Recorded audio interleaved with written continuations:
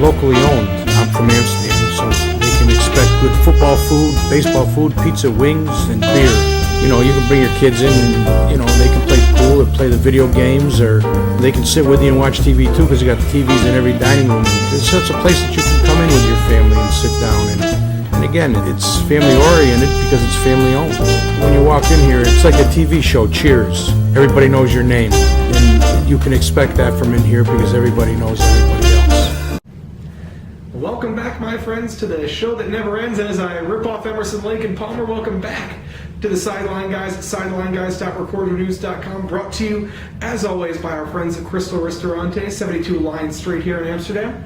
With Michael Kelly, I'm Adam Schinder, midweek edition of the Sideline Guys, as high school football season this past weekend, over a long Labor Day weekend, finally got underway. Yeah, and finally is over that opening weekend. We started Friday, we got games through Monday with the Fonda-Fultonville game getting rescheduled.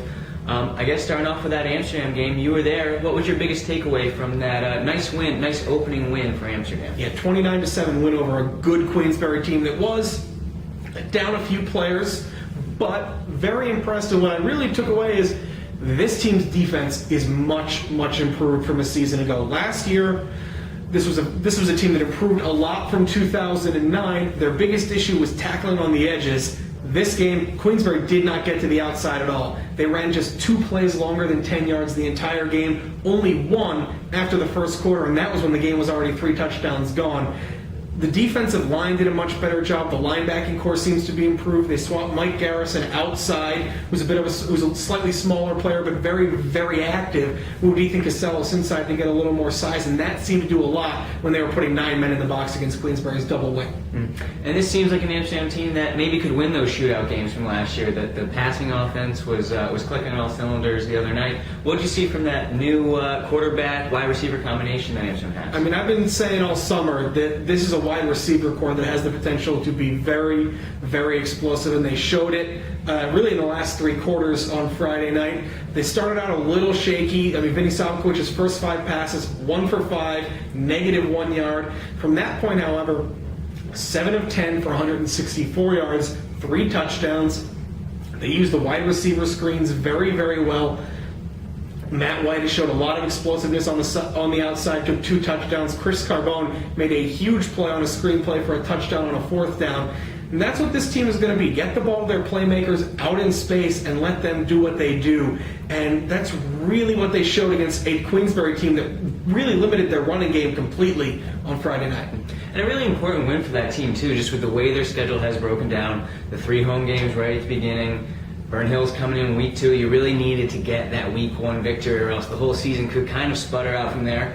And they got it, and they got it in impressive fashion. Yeah, I think it was actually more important that they won going away than that they just won, because that was the statement to Burn Hills. This is I don't want to say rebuilding because it's Burn Hills, and they've won 3 straight sectional titles, and they've won 31 straight Section 2 games heading into Friday night at Amsterdam. This is a reloading Burn Hills team that went out and beat Gloversville by 4 touchdowns on Friday night. But Amsterdam needed to send that statement: we are the team that is going to push you all the way, if not this Friday night, all the way up until the Super Bowl. And talking about a statement game, a little bit of a different kind with Broad Albany Perth not losing by 55 points like they did to Albany Academy last year. Still a loser in this one by a couple of scores, but a really impressive outing for them going down to Albany Academy. An open game. Albany Academy expects to be one of the better teams in Class B, and Brown Perth really hung with them. Oh, they showed up, and they showed one of the most interesting varied offenses I've ever seen. And then about half of their plays were run 5 wide receiver, spread out completely, putting a lot of guys in motion, using a lot of read option plays. And then a good bulk of the rest of the offense was run with a 3-back power I with Nick Coveney in the backfield. But they showed the ability really to use a lot of different guys in this offense. Nick Coveney saw a lot of the ball. Justin Rigo saw a lot of the ball. Percy Steele saw the ball. Luigi Maglioka, the sophomore, saw the ball.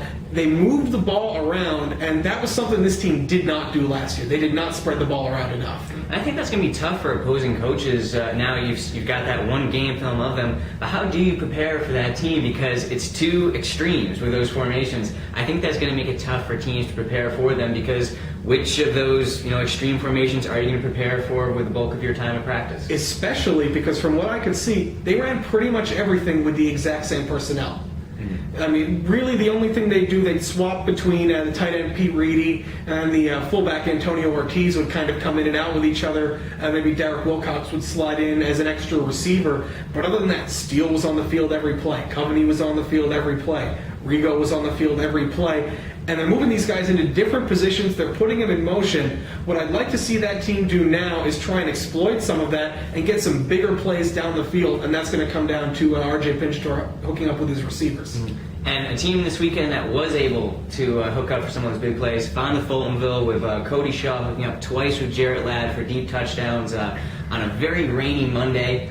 Very sloppy game overall. Those were really the only two highlight plays, because besides that was a game fought in the trenches. Oh no, that was a muddy field. That field down in Fonda, John G. Boschart Field, will get muddy from time to time. And those two teams that spread the ball out, didn't huddle basically at all the entire game. They played at a breakneck pace on a field that did not really merit it, especially when you look at Wally Kowalski, the Fonda running back. 29 carries, 82 yards, and I got to attribute it a lot, not just to Waterville keying on him, but the fact that was a lousy field to do any kind of cutting on. Right, well, talking to Waterville coach Eric Bernard after the game, if you looked out at the field, the middle of the field was just a brown streak. And, we were asking him, what do you take away from this game? And he was just like, what do you want me to say?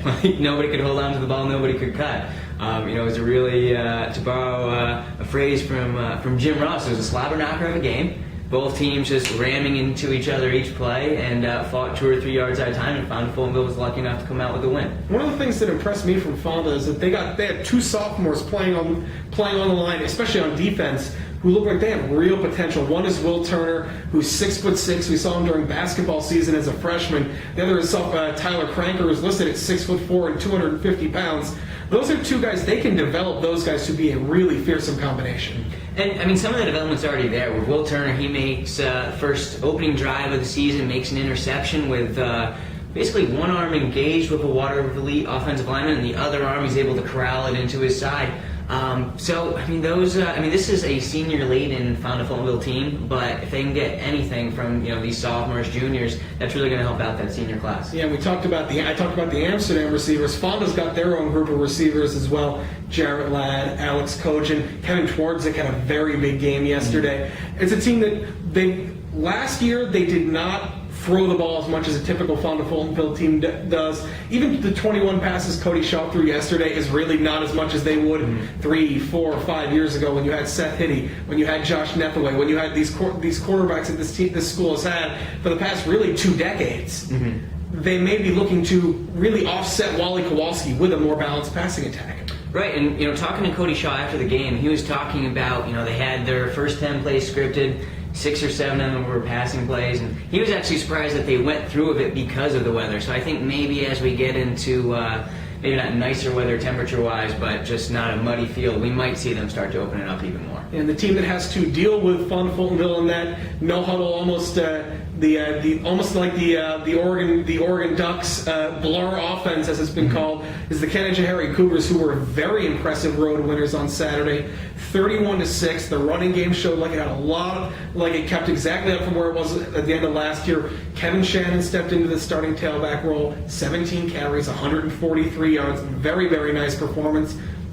Looks like they're using Joe Horning now as their lead fullback. He had a 31-yard touchdown run. He's a big presence who can be a good lead blocker. So when you come into it, really Saturday night, that game moved back from its original Friday start because of Fonda having to reschedule their pass game to Monday. Looks like you're going to get Fonda's spread out attack against Canajoharie's straight at you, run them down your mouth strategy. Right, I think the difference in that game will probably come down to which team's passing game can get going, because we know Canajoharie can run the ball. With Kowalski, we know Fonda can. It'll just be, can that spread offense for Fonda overcome the Canjo defense, or can Canjo maybe put together a few passing drives as well? And you got to know Canjo is going to want to get on the board. In the 2 years since they've moved up to Class C, they have not yet scored against their cross-county rivals. We'll see that one Saturday night. The big one Friday night, Amsterdam, home against Burnt Hills. That one on television, Time Warner Cable Channel 3. Plus also Saturday, BP with their first home game, a 2:30 kickoff against Saranac Lake, a very good out-of-section team. We'll have more of that next week. Until then, for Michael, I'm Adam. We're the Sideline Guys, and we'll catch you next time at SidelineGuys.recordernews.com.